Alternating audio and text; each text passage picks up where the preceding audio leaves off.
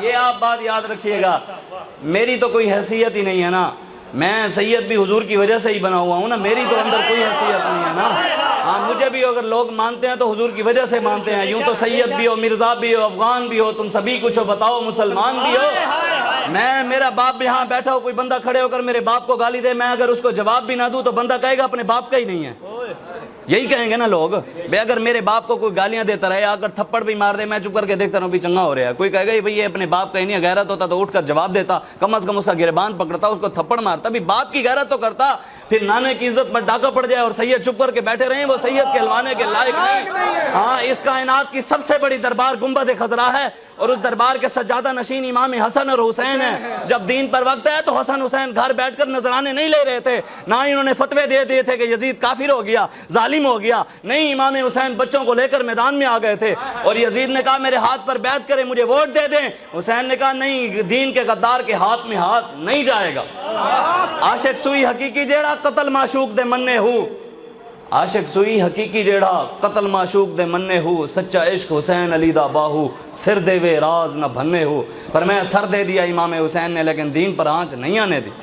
آج ہم کہیں تو حسینی کھڑے شرابیوں کے ساتھ ہوں، کہیں حسینی کھڑے ہم زانیوں کے ساتھ ہوں، کہیں ہم حسینی اور کھڑے صحابہ کے گستاخوں کے ساتھ ہوں، کہیں ہم حسینی اور کھڑے ہم سود کا کاروبار کرنے والوں کے ساتھ ہوں، کہیں ہم حسینی اور ظالم کے ہاتھ میں ہاتھ دیا ہوا پھر حسینی نہیں ہے، پھر ہم حسینی نہیں ہیں۔ اس لیے یہ میں آپ کو جو بات کر رہا تھا، آپ جتنے بھی بیٹھے ہیں حضور سب آپ کو دیکھ رہے ہیں، سب کو دیکھ رہے ہیں حضور، اور میں جو نیت یہاں لے کر آیا ہوں نا، میرے آقا وہ بھی جانتے ہیں، اور جو آپ سوچ کر بیٹھے ہیں اور جو سوچ رہے ہیں وہ بھی جانتے ہیں، اور جو یہاں پر بیٹھ کر رپورٹیں بنا رہے ہیں اور جا کر وہاں دکھائیں گے، یہ بات ضرور یاد رکھیے گا، یہ کرامن کاتبین بھی تمہارے رپورٹیں بنا رہے ہیں۔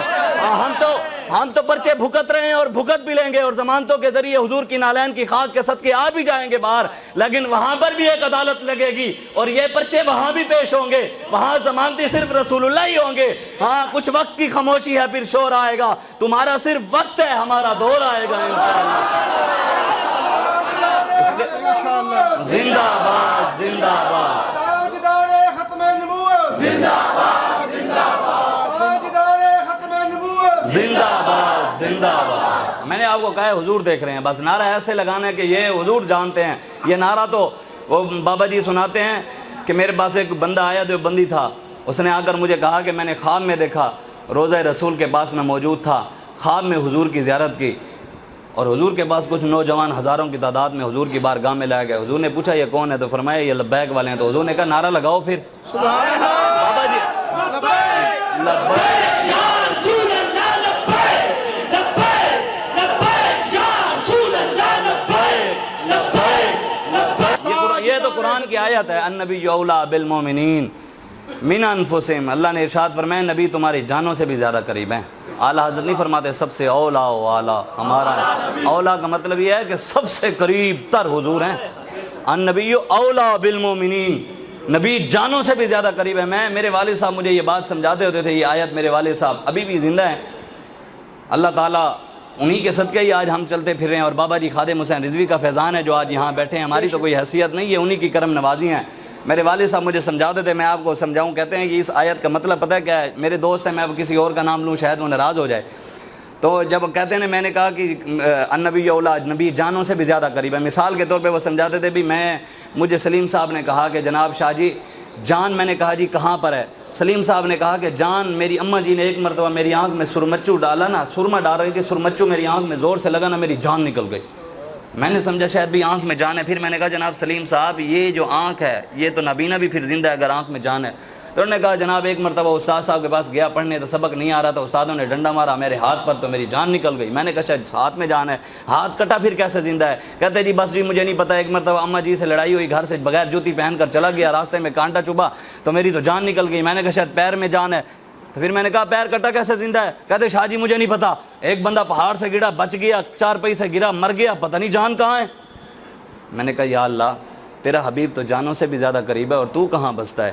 رب نے کہا وَنَحْنُ أَقْرَبُ إِلَيْهِ مِنْ حَبْلِ الْوَرِيدِ، اور میں شہرک سے بھی زیادہ کروں گا. یا اللہ ہم تو پہلے بھی یہاں مشکل میں ہیں, ہمیں تو یہ نہیں پتہ بھی جان کہاں ہے, اب شہرک کہاں سے ڈھونڈیں.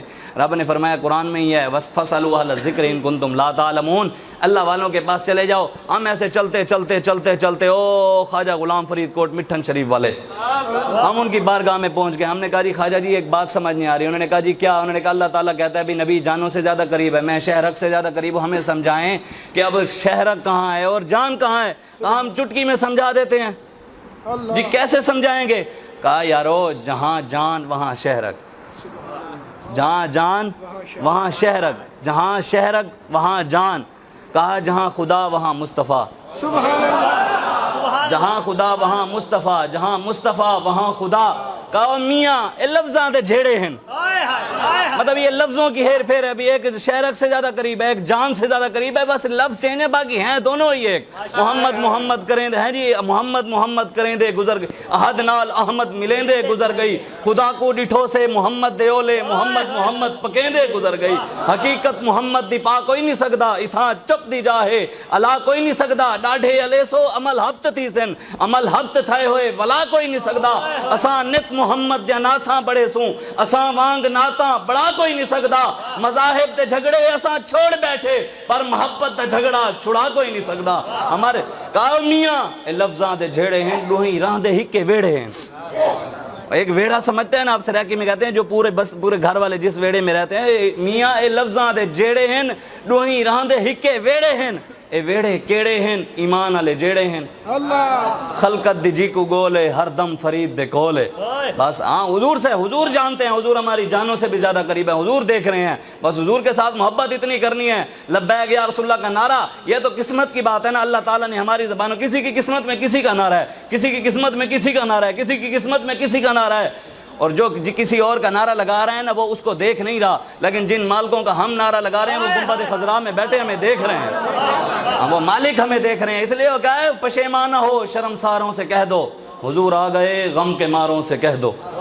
پشیمانہ ہو شرمساروں سے کہہ دو, حضور آ گئے غم کے ماروں سے کہہ دو. وہ چلے ہیں سوئے عرش اعظم, وہ چلے ہیں سوئے عرش اعظم. ادب سے رہیں چاند تاروں سے کہہ دو, ادب سے رہیں, حضور آ رہے ہیں. حضور کی بات جب آئے تو وہاں پر سر جھکا دینا چاہیے. یہ نہیں ہے کہ جی فلاں یہ کہ جی فلاں حضور کے دین, حضور کی ختم نبوت کے ساتھ غداریاں ہو گئیں, ناموس رسالت کے ساتھ غداریاں ہو گئیں. یہاں پر پاکستان کے اندر سود کا کاروبار ہے, نوجوان پرپال کمپنی کے پیچھے لگ گئے ہیں, آن لائن کمپنیاں چل رہی ہیں, وہ سود کا کاروبار کروا رہی ہیں باہر سے آ کر, اور مسلمان بھی حلال کو چھوڑ کر حرام کے پیچھے لگتا رہ جا رہا ہے. نوجوان 50,000 یا لاکھ روپیہ آن لائن کمپنیوں میں ڈال کر وہ اسپیس لیش اور پرپال نامی کمپنیاں آ گئی ہیں. وہ چاہتے ہیں کہ مسلمان سود کی طرف آئیں. سود اتنا بڑا گناہ ہے, حضور نے فرمایا ہے جس نے سود کا ایک درہم کھایا نا وہ اس سے بھی بدتر ہے کوئی بندہ کعبے کے اندر 72 بار زنا کرے.